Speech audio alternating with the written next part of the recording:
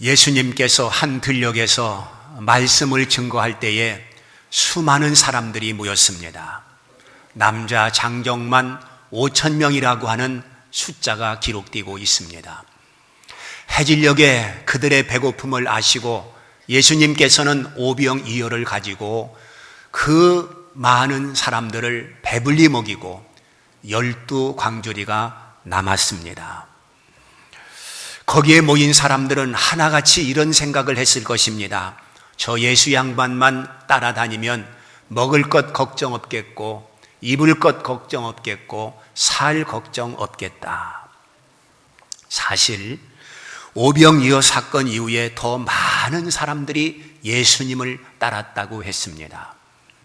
요한복음 6장 26절 말씀을 보면 너희가 나를 찾는 것은 표적을 본 까닭이요 떡을 먹고 배부른 까닭이로다, 이렇게 예수님께서 말씀하고 있는 것을 보면은 그때 당시에 배고픈 시절이지 않습니까?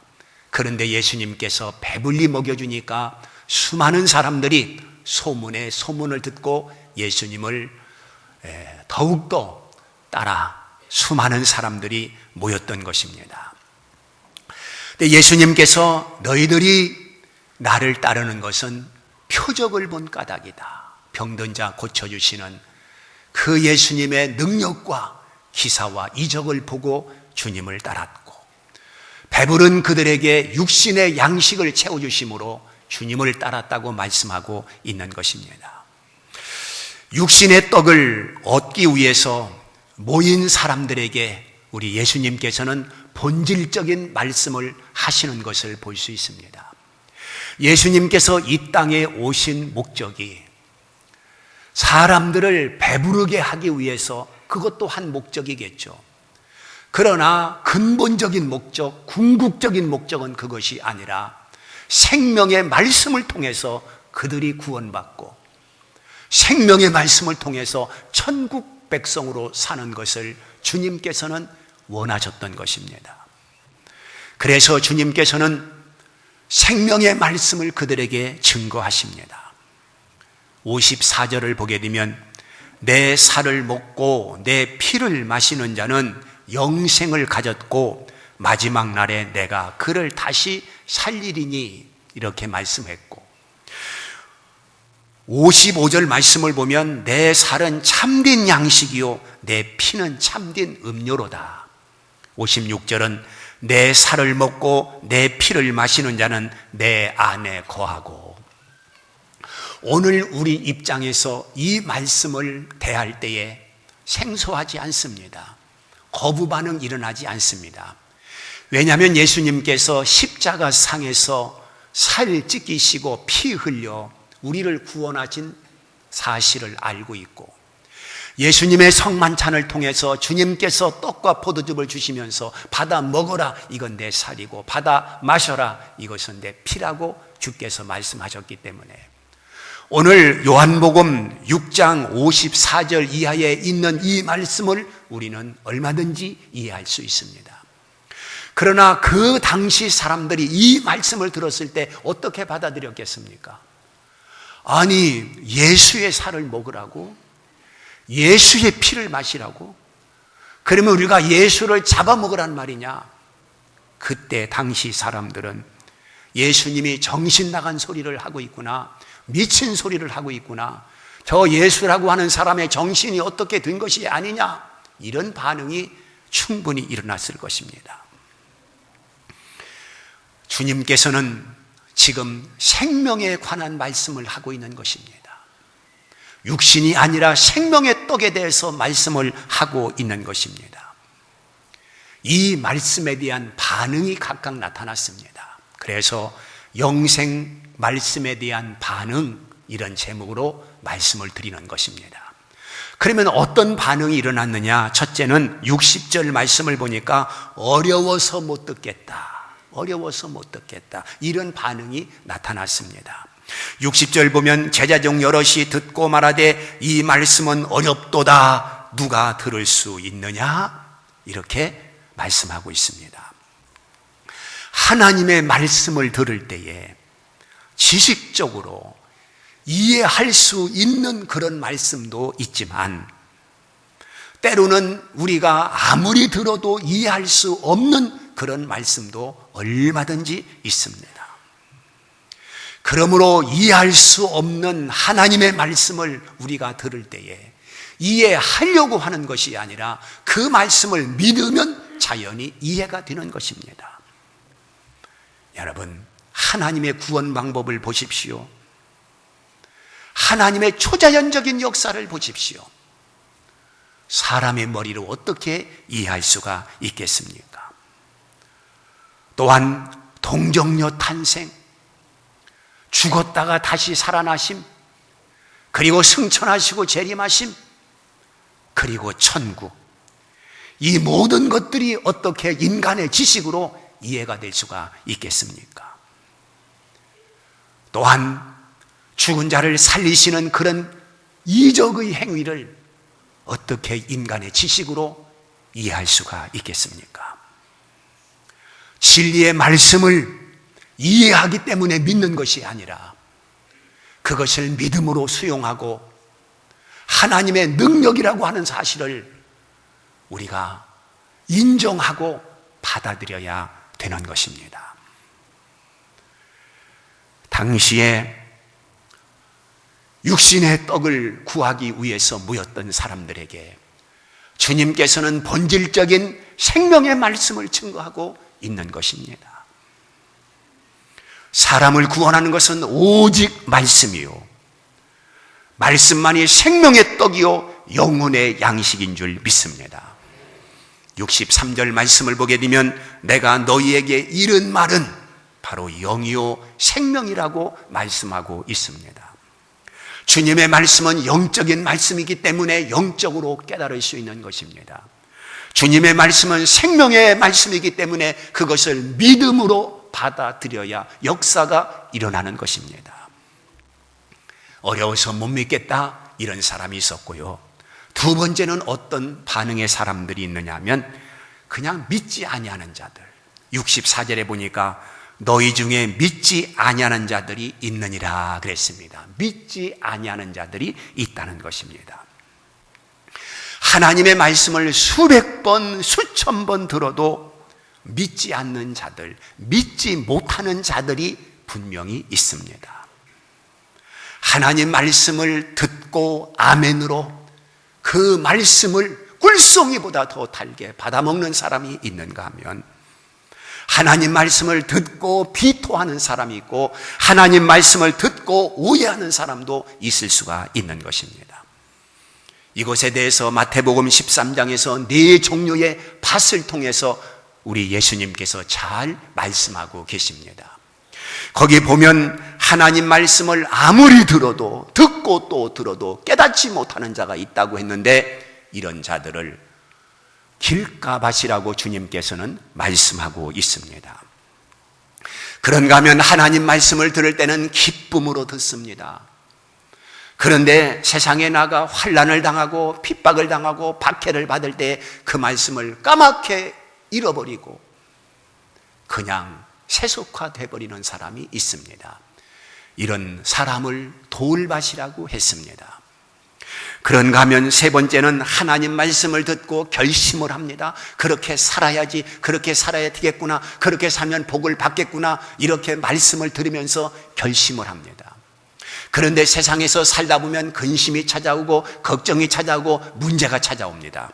그럴 때에 결실하지 못하고 그 말씀을 저버리고 그냥 세상을 붙듭니다.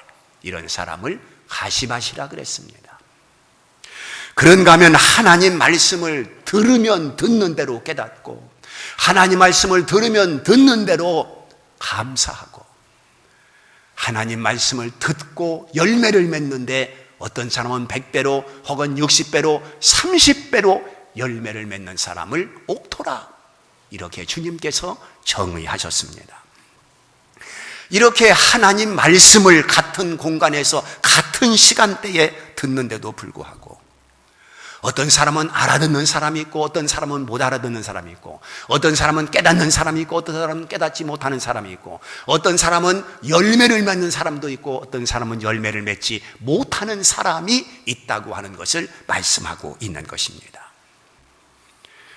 오늘 우리가 이 강단에서 하나님 말씀이 증거될 때에 그 하나님 말씀을 믿음으로 받을 때에 은혜가 되고 그 말씀을 믿음으로 받을 때에 역사가 일어나고 그 말씀을 믿음으로 받을 때에 하나님의 능력이 나타나는 것이지, 하나님 말씀을 의심하고 비토하고 하나님 말씀을 배척한다면 아무런 역사도 일어날 수가 없는 것입니다.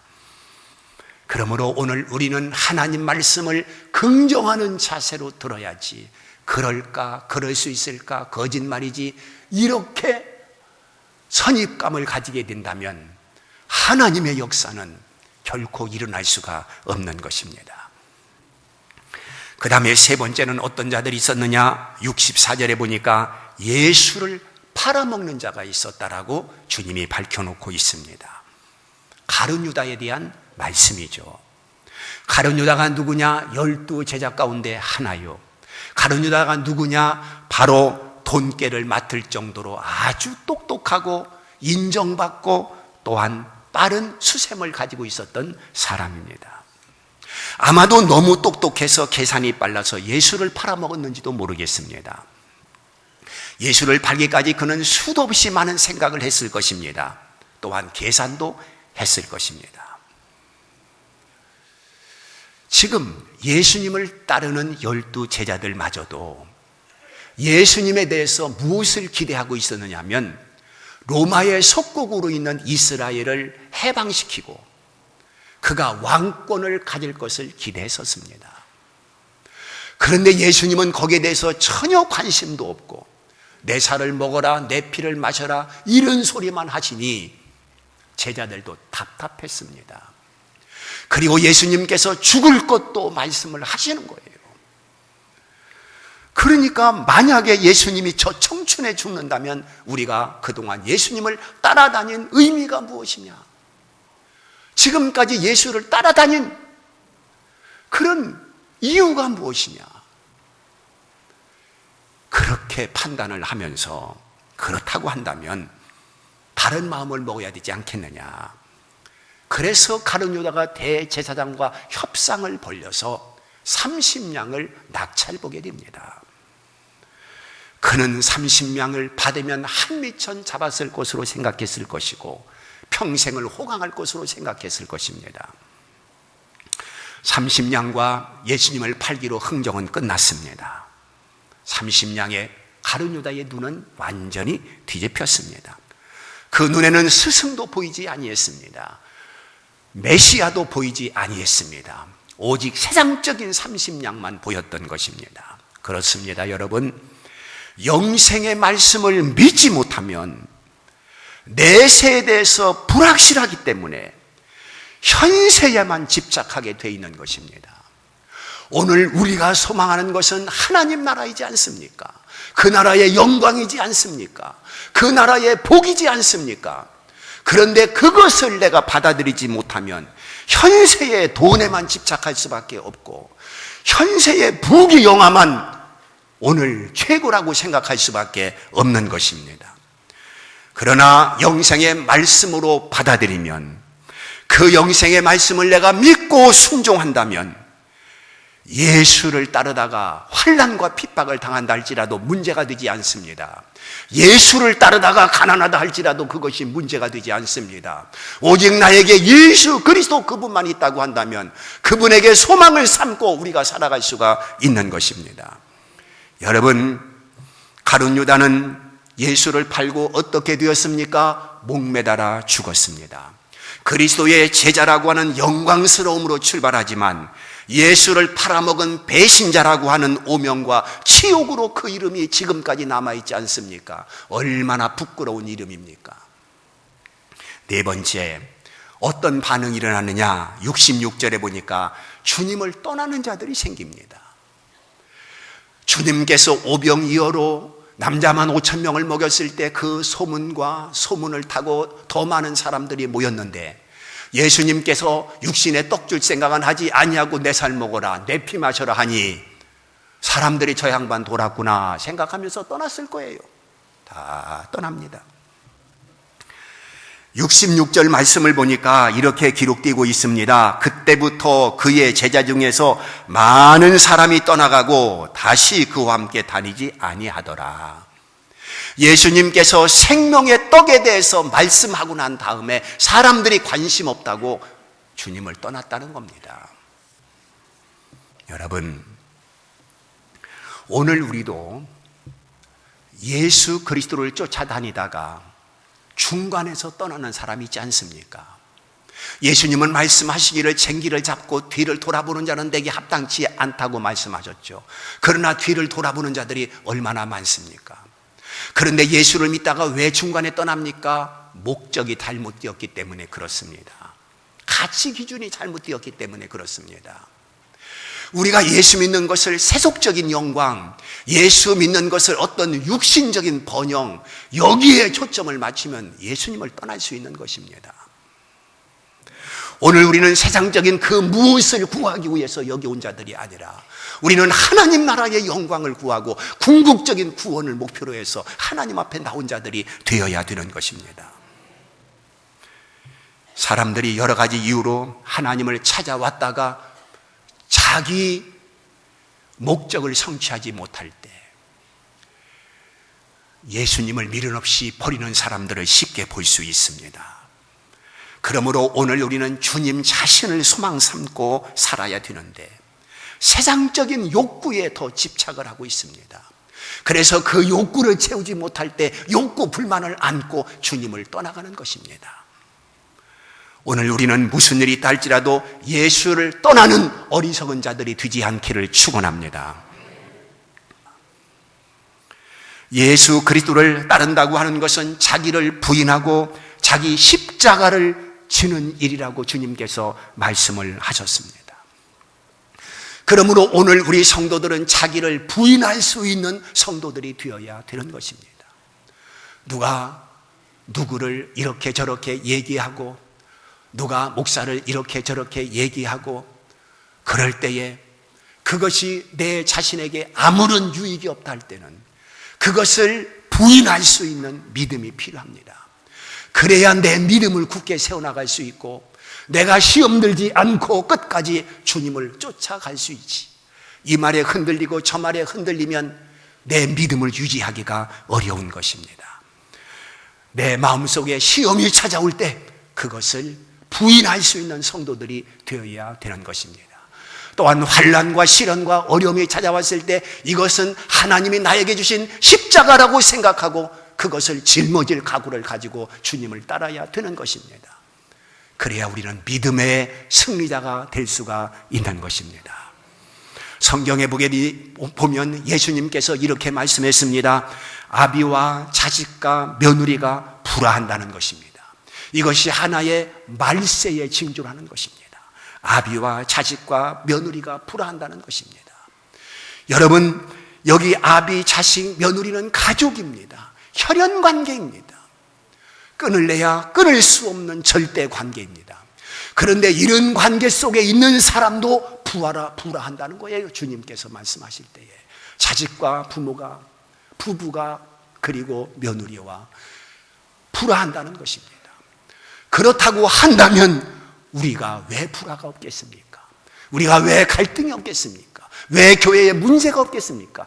당연히 지상교회는 문제가 있는 것입니다. 그러기 때문에 오늘 우리는 이런 것을 각오하지 않고 결코 주님의 제자가 될 수가 없는 것입니다. 다시 부탁드립니다. 여한 일이 있다 할지라도 어떤 시험거리가 있다 할지라도 절대로 주님을 포기하지 않는 믿음의 사람들이 되기를 주님의 이름으로 축복합니다. 여기는 아무나 올 수 있는 자리가 아닙니다. 하나님이 선택했기 때문에 여러분들이 이 자리에 있는 것입니다. 하나님께서 은혜로 여러분들을 불러주었기 때문에 이 자리가 있는 것입니다. 이 거룩한 자리에 하나님께서 나를 이 자리에 있게 하신 것, 이것이 얼마나 귀하고 복된 일이겠습니까? 그런데 작은 이해관계로 주님을 팽개쳐버린다? 도저히 있을 수가 없는 것입니다. 오늘 우리는 나의 어떤 이해관계로 주님을 떠나는 안타까운 인물이 돼서는 안 될 것입니다. 주님은 말씀하십니다. 나를 믿는 자는 죽어도 살겠고 살아서 나를 믿는 자는 영원히 죽지 아니하리라. 이것을 네가 믿느냐? 말씀하고 있습니다. 이렇게 주님께서 말씀하시니 비로소 69절에서 이렇게 제자들이 대답을 합니다. 69절에 보니까 우리가 주는 하나님의 거룩하신 자이신 줄, 주는 정말로 하나님의 거룩하신 자인 줄, 당신은 메시아입니다, 당신은 구세주입니다, 당신은 생명의 주이십니다 하는 것을 내가 믿고 알았사옵나이다. 믿고 알았사옵나이다. 이렇게 고백하고 있는 것을 볼 수가 있습니다. 즉 예수 그리스도의 진리는 알고 믿는 것이 아니라 믿고 아는 것이라고 하는 것을 말씀하고 있는 것입니다. 그런데 오늘날 사람들은 자꾸 알고 믿으려고 합니다. 알고 믿으려고. 그러니까 알지도 못하고 끝내는 믿지도 못하는 것입니다. 인간의 지식은 한계가 있습니다. 알파고 많지도 못합니다. 이러한 한 푼도 안 되는 세상 지식을 가지고 어떻게 하나님의 지식, 하나님의 나라를 알 수 있다는 말입니까? 유한한 인간이 어떻게 무한한 하나님을 알 수 있으며 자연적인 인간이 어떻게 초자연적인 하나님의 세계를 알 수가 있겠습니까? 여러분, 오병이어로 5,000명을 먹였다, 이것을 수학적으로 설명할 수 있겠습니까? 아니면 홍해가 갈라졌다, 이것을 어떻게 물리적으로 설명할 수 있겠습니까? 아니면 물이 포도주로 변화되었다, 이것을 화학적으로 설명할 수 있겠습니까?